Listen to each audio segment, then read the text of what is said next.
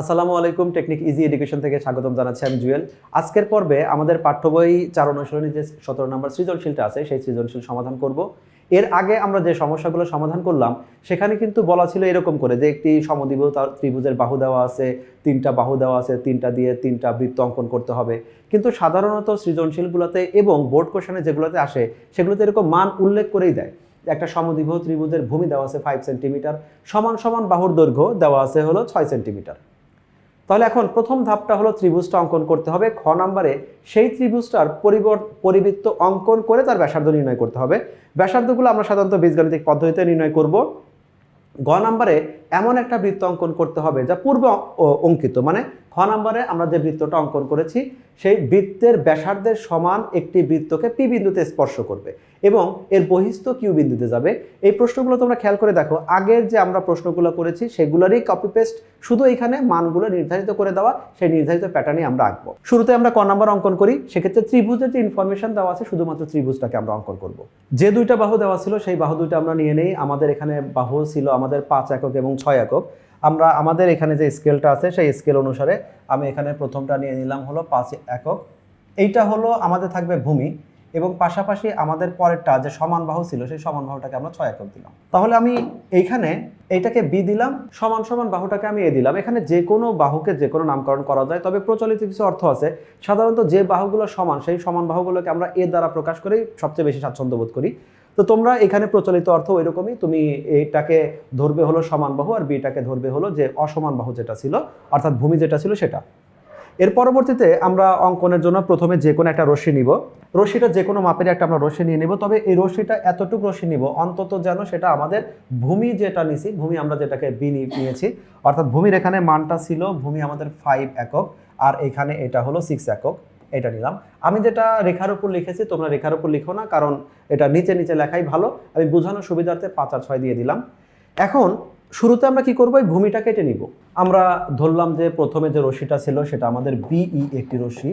BE রশ্মি থেকে তাহলে এই অংশ যেটা কেটে নিলাম সেটা হলো আমাদের ভূমি যেটা ছিল আমাদের 5 সেন্টিমিটার যেটা ছিল এর, অর্থাৎ আমাদের বি এর সমান করে, বি এর সমান করে আমি 5 একক এখানে কেটে নিলাম। আমি এই বিন্দুটার নাম দিচ্ছি সি বিন্দু।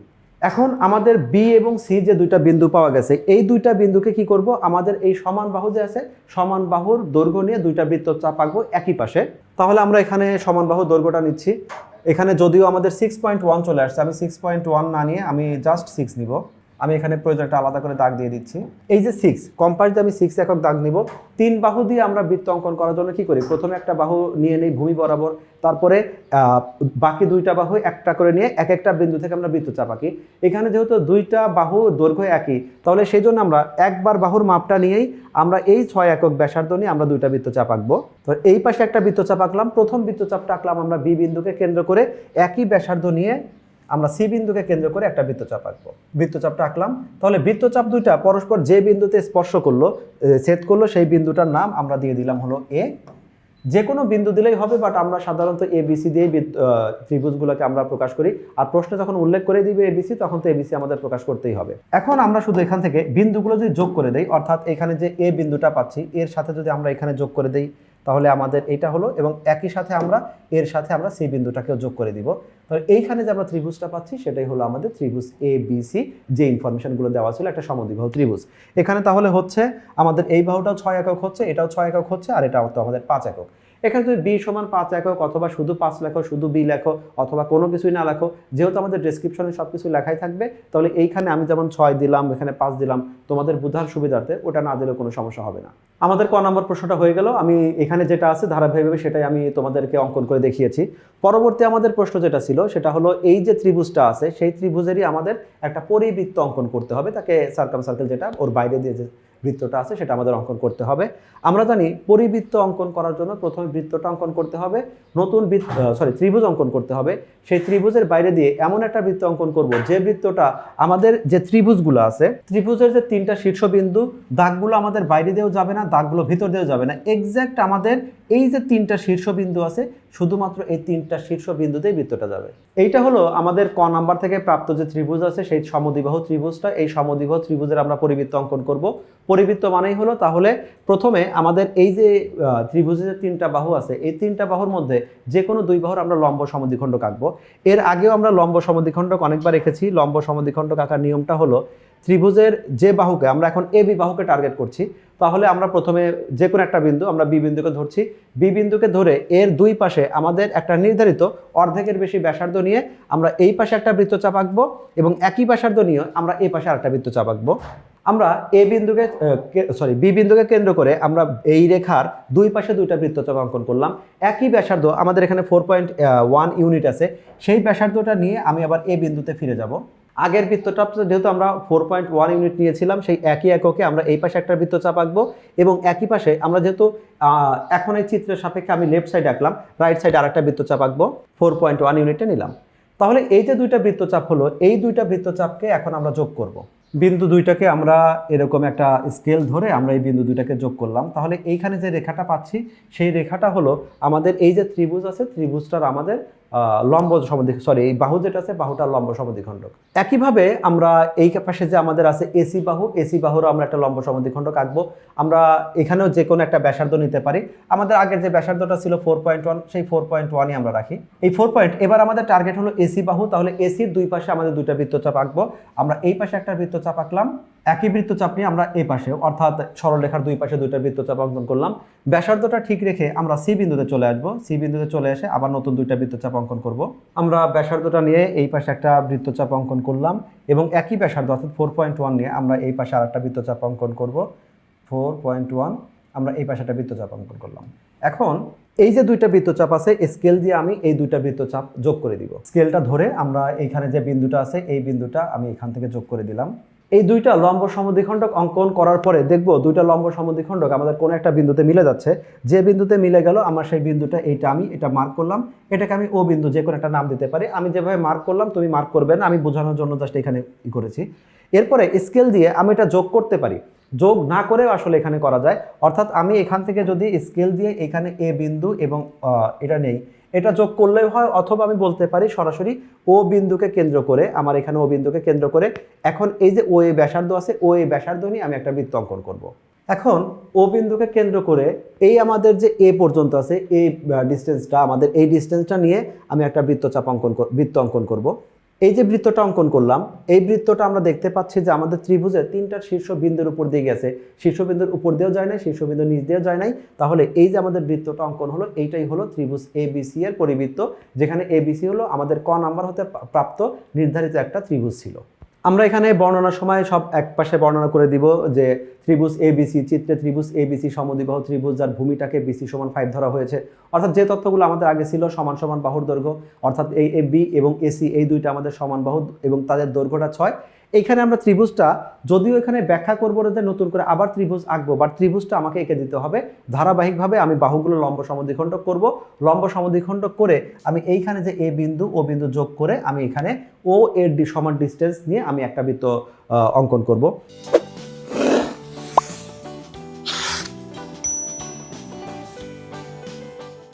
অনেক সময় তোমরা কনফিউজড হও যে কোন বিন্দুটার সাথে আমি এই যে আমাদের লম্ব সমদ্বিখণ্ডক হলো এটাকে আমরা এই দিকে যোগ করে এই ব্যাসার্ধ নিব না এই ব্যাসার্ধ নিব। আসলে যে কোনো একটা ব্যাসার্ধ নিলেই হয়, বাট ব্যাখ্যা করার সময় যেহেতু আমি এখানে নিয়েছি প্রথমে এ বি বাহুকে আমি লম্ব সমদ্বিখণ্ডক করলাম, এসি বাহুকে লম্ব সমদ্বিখণ্ডক করলাম, কমন বাহু এ, তাহলে এ ও এ যোগ করি এই কথাটা বলাই ভালো।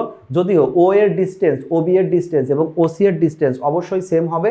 তুমি বৃত্তটা অঙ্কন করার আগে শুরুতে দেখবে যে আমার এই ও কেন্দ্র হতে যে শীর্ষ তিনটা বিন্দু আছে শীর্ষ তিনটা বিন্দুর ডিস্টেন্স ঠিক আছে কিনা। যদি ঠিক থাকে তার মানে তোমার অঙ্কন ঠিক আছে, যদি ঠিক না থাকে তাহলে তোমাকে পুনরায় আবার সংশোধন করে অঙ্কন করতে হবে। এই ছিল আমাদের খ নাম্বার, যেটা পরিবৃত্ত অঙ্কন করতে হবে। এরপরে চলে যাব আমরা গ নাম্বারে। দুঃখিত, গ নাম্বারে যাওয়ার আগে আমাদের এইখানের যে ব্যাসার্ধটা সেই ব্যাসার্ধটা নির্ণয় করতে হবে। ব্যাসার্ধ নির্ণয় করার জন্য যেহেতু এটা একটা সমদ্বিবাহু ত্রিভুজ, প্রচলিত অর্থে এ বলতে সমদ্বিবাহু ত্রিভুজের সমান বাহুকে বোঝায় আর বি বলতে ভূমিকে বোঝায়। তাহলে সেক্ষেত্রে আমাদের ক্ষেত্রফল যেটা হবে সেই ক্ষেত্রফল হবে b/4 √4 a² - b²। আমরা এখানে সমদ্বিবাহু ত্রিভুজের ক্ষেত্রফল নিয়ে এজন্য আলোচনা করছি কারণ যখন আমরা ব্যাসার্ধ বের করব, ব্যাসার্ধ আর এটা সমান আমাদের প্রচলিত একটা সূত্র আছে ABC / 4a। যেক্ষেত্রে এ বি সি বলতে ত্রিভুজের তিনটা বাহু বোঝাচ্ছে, এখানে আমাদের এ মানে হলো আমাদের একটা বাহু, বি মানে আমাদের ভূমি যেটা আছে বি থাকলো, সি মানেও আমাদের এখানে এই লিখবো, কারণ আমাদের ত্রিভুজের দুইটা বাহু পরস্পর সমান ছিল, ভূমি ব্যতীত বাকি দুইটা বাহু পরস্পর সমান, আমরা লিখলাম সি এর পরিবর্তেও এ লিখে দিলাম। 4 ইন্টু এ, এখানে আমাদের 4a ক্ষেত্রফলটা বের করব। তাহলে যদি এ সমান এইটা হয়, আমাদের 4 এর মানটা বের করা দরকার, আমরা একবারেই করে ফেলি। তাহলে 4a মানে কত হবে, একসাথে দুইটা কাজ করি, 4 ইন্টু এখানে হবে b/4, বি এর মানটা বসায় দেই, বি মানে এই ম্যাথটাতে বি মানে 5 divided by 4 root over 4a square, 4 মানে 4, a মানে 6, 6a square minus b square মানে হলো 5a স্কোয়ার। আমাদের একটু কাটা গেল, টোটাল ক্যালকুলেশন করলে আমাদের রেজাল্ট আসবে 5√119। এইটা হলো আমাদের 4a, এটা কিন্তু ক্ষেত্রফল না, ক্ষেত্রফলের 4 গুণ।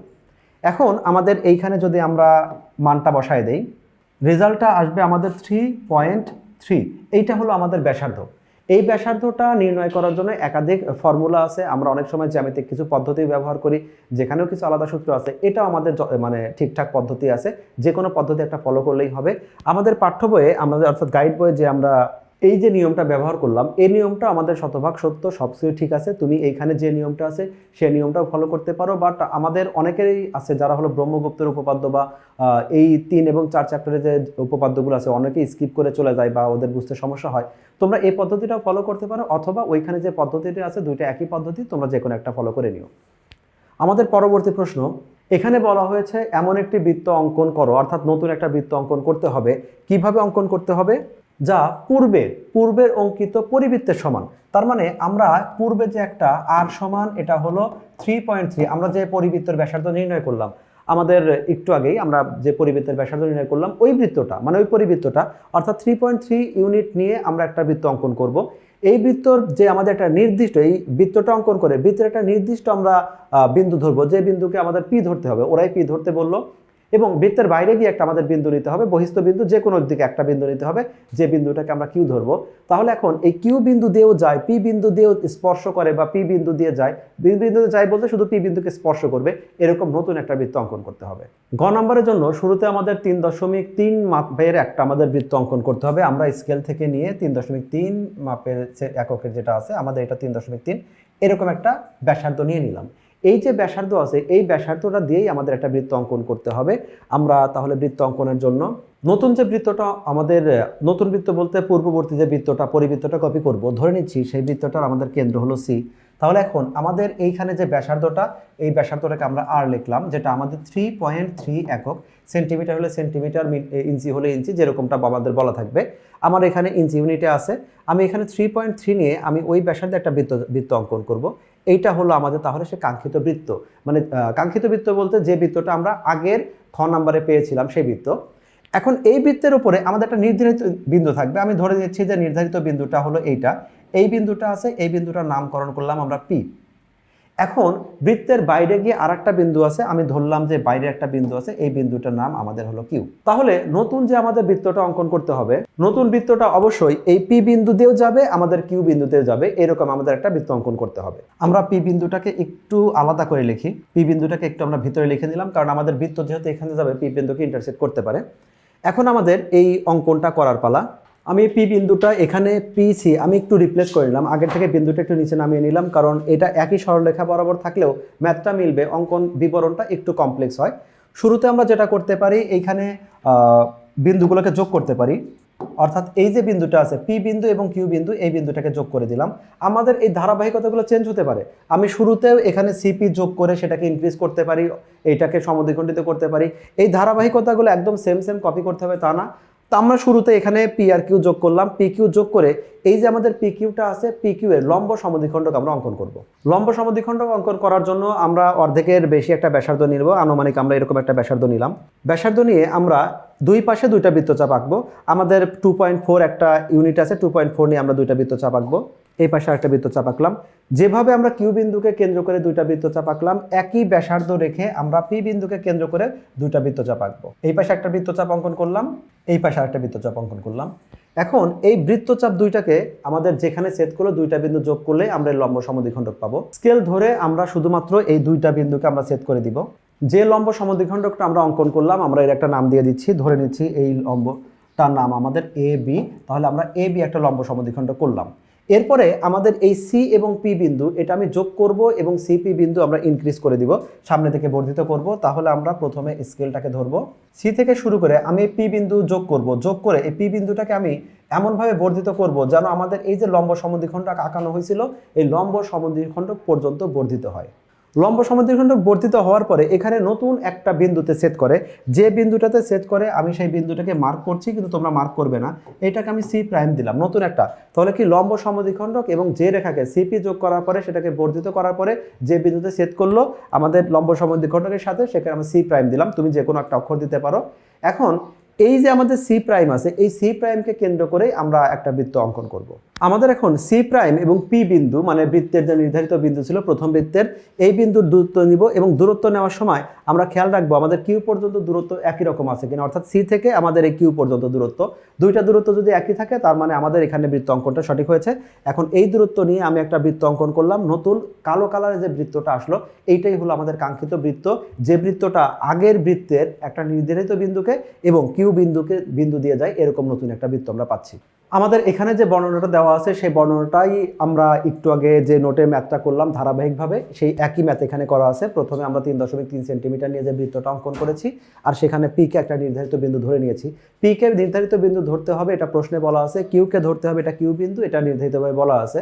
বাকি যে বিন্দুগুলো আছে সেই বিন্দুগুলো আমরা আমাদের মতো করে দিয়ে নিব, দিয়ে বৃত্তটা অঙ্কন করব, ফাইনালি বলে দিব যে আমাদের কাঙ্ক্ষিত বৃত্তটা এইটা। এই বর্ণনাগুলো তুমি ধারাবাহিকভাবে দিয়ে দিবে। আশা করি তোমরা আজকের প্রশ্নটা বুঝতে পেরেছো এবং পরবর্তীতে নতুন নতুন আরও ভিডিও নিয়ে আমরা হাজির হব। ততক্ষণ পর্যন্ত টেকনিক ইজি সিরিজের সাথে থাকো, দেখতে থাকো টেকনিক ইজি এডুকেশন। আল্লাহ হাফেজ।